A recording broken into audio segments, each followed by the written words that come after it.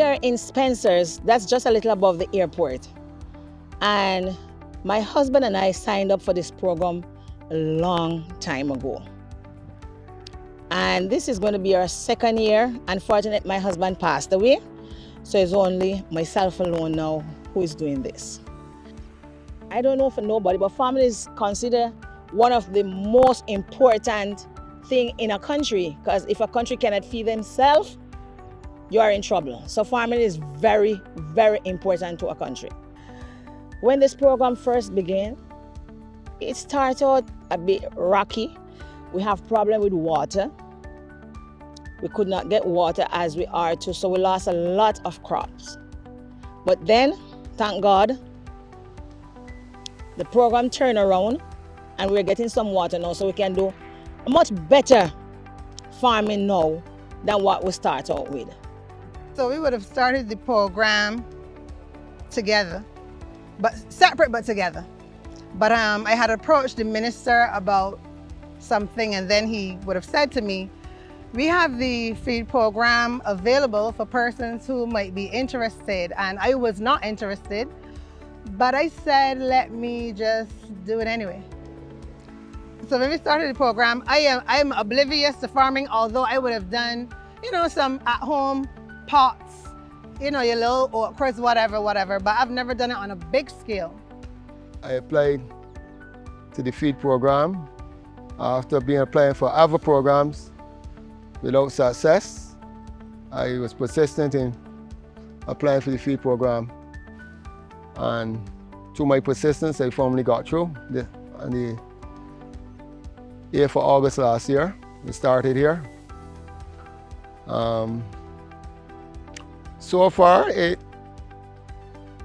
has been a challenge and has not been without its hurdles, but there's nothing that comes without persistence. And I'm making the best of it. So far, I have been quite successful in my crops, most of them, and it can only get better. It was very overwhelming to have came and saw the acre, because although I was looking for land, I don't know if I was looking for the acre to look like that, I'm not really sure. So I decided, he decided we need to figure out what to plant, what would be lucrative, but our challenges in the beginning was the water. Biggest problem in the beginning was the water. So it has been a long, arduous task, but we still are not where we want to be. But the best part about the program for me is the learning element of it, Experience. That was number one. Yeah, thinking that crops might take X amount of time, but then when sometimes you start them and you do them the right way, they come before the time it might seem.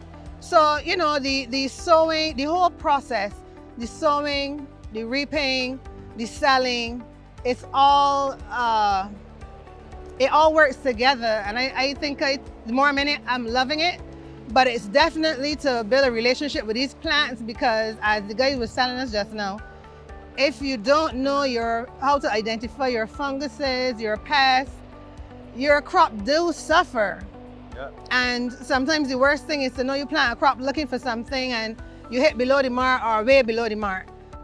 We have some problem with theft, because just Sunday night gone, they carry away all my watermelon and all my squash after working so hard. I work, somebody reap.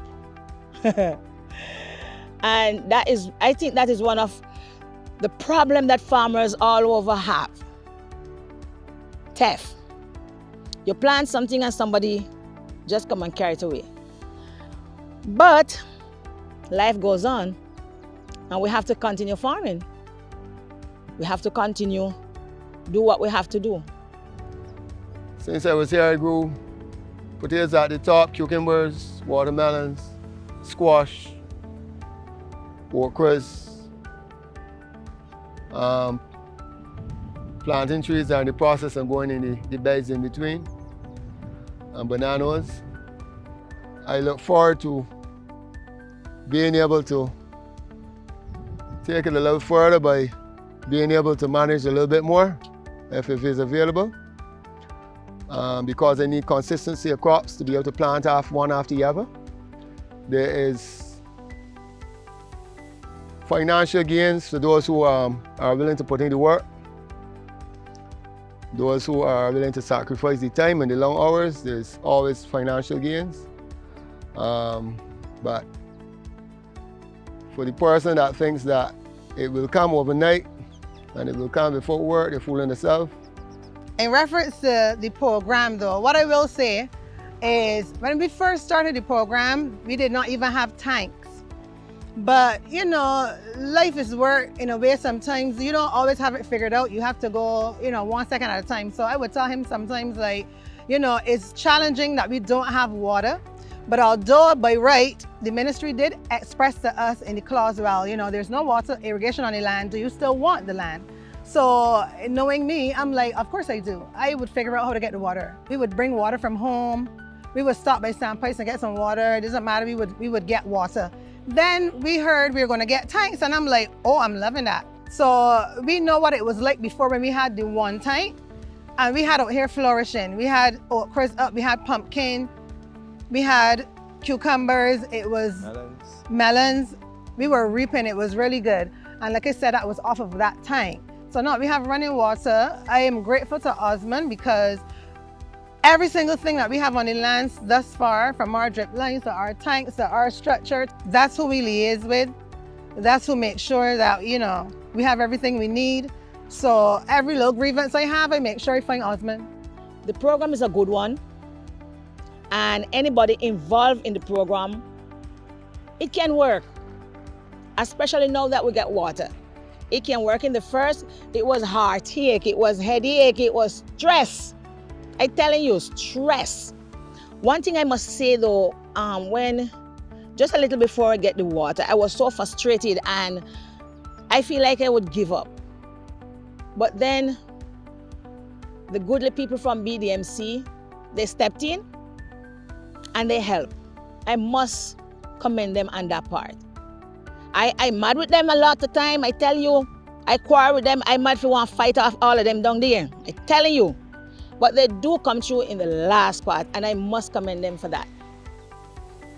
What we need in this area is, well, there's a few things I would like to see in the area, and that is, I also feel that the area should be secluded to farmers.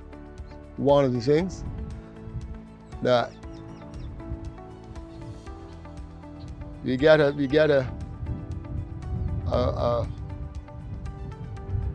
all types of people that pass through the area after hours when farmers normally would be home.